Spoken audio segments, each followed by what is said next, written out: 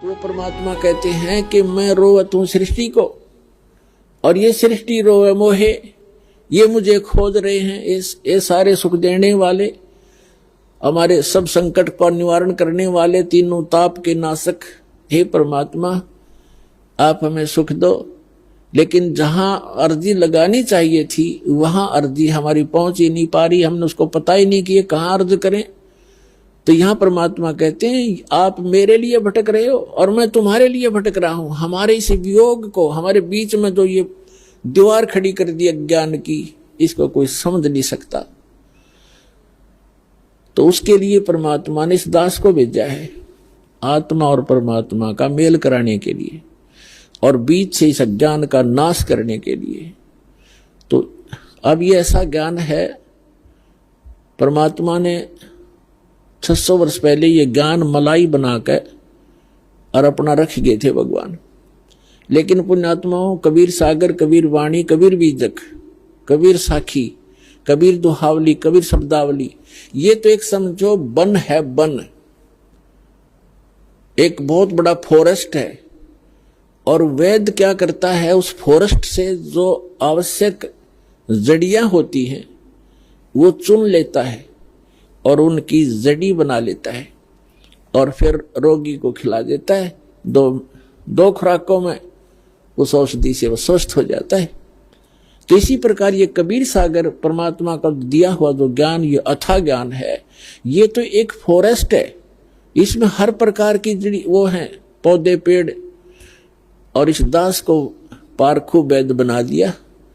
दास ने वो निकाल ली अनमोल रतन, इसके अंदर वो जड़ी बूटियां भगवान इसी में बीज के चले गए थे। अन्य कबीर पंथियों को उनका पता नहीं लगा क्योंकि वो वैद नहीं थे, वो नकली वैद का बोर्ड लगा रखा था उन्होंने, वो समझ नहीं सके इस अनमोल ग्रंथ को। तो पुण्यात्माओं, वो जड़ी ईबदास ने निकाल ली है और आपके लिए दे दी है। तो अब आप परमात्मा को पहचानोगे, उसके लिए सारा कुछ किया भी स्वयं ही है। परमात्मा ने कहा था 600 वर्ष पहले, जब धर्मदास जी बहुत व्याकुल हो गए थे। धर्मदास जी को आप खूब समझते होंगे। धर्मदास जी, आदरणीय धर्मदास साहिब जी एक बहुत ही पुण्यकर्मी प्राणी थे।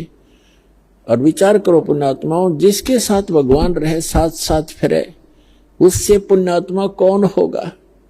साथ रहे, लेकिन हम समझ नहीं सक पाए क्योंकि परमात्मा कहते हैं मैं रोवत हूं सृष्टि को, सृष्टि रोए मोहे। और गरीबदास इस योग को समझ नहीं सकता कोई। धर्मदास जी के साथ भगवान रहे और ऐसे ऐसे लीला करके दिखाई जो भगवान ही कर सकता और कर ही नहीं सकता। और फिर भी बुद्धि काम ना करी, धर्मदास जी की आंखों देख भी आ कि वहां से सचमुच ये परमात्मा है। हमारे ऊपर इतना प्रेशर है, उसके बाद भी मोहवश इतना अंधा हो गया। जब परमात्मा ने कहा कि धर्मदास मेरी लाख दुहाई, धर्मदास मेरी लाख दुहाई, ये मूल ज्ञान कई बार न जाई। जो मैंने तुझे ज्ञान, मूल ज्ञान दिया है, वास्तविक ज्ञान दिया है, इसका अभी कहीं चर्चा ना करना। और फिर कहा कि धर्मदास मेरी लाख दुहाई, ये सार शब्द कई बार न जाई। सार शब्द बार जो पढ़ी बिचली पीढ़ी हंस नी तरही। अब धर्मदास जी को परमात्मा ने बताया कि ये ज्ञान और ये नाम जो तीनों मंत्र हैं, सतनाम और सारनाम, ये तीन मंत्र का एक जाप बन जाता है। ये आप किसी को नहीं बताना, खुद मंत्र जाप कर ले और इससे मोक्ष होगा। इसके बगैर मोक्ष नहीं हो सकता प्राणी का, अधिकारी संत से प्राप्त लेना पड़ेगा। अपने आत्माओं, जब धर्मदास जी ने ये भी देख लिया कि समर्थ है ये तेरे साथ खड़ा, सतलोक में भी देख आए, वापस आ लिए, फिर भी उसके मन में मोह इतना छा गया, रोने लग गया बैठ के। परमात्मा ने कहा क्यों मायूस हो गया भाई भगत। तब वो क्या कहता है कि भगवान आपने स्पष्ट कर दिया कि इन मंत्रों के बगैर मोक्ष नहीं। ये जो मंत्र आप बता रहे हो, सतनाम और ये सारनाम, ये तीन मंत्र का जाप है, इसके बगैर मोक्ष नहीं। और ये मेरे बच्चे, आपने मेरे को 42 पीढ़ी का जो है ना वरदान दे दिया, 42 पीढ़ी मेरा वंश चलेगा, तो मेरे बच्चे पार कैसे होंगे। यूं कहकर रोने लग गया।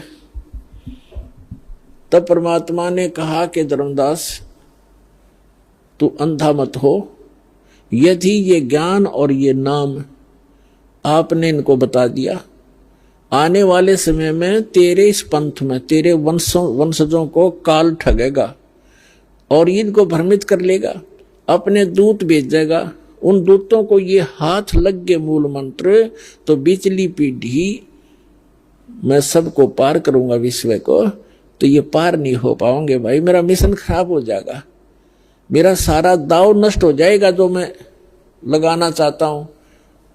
तो धर्मदास मेरी लाख दुहाई, और ये सार शब्द की तो बाहर ना जाए।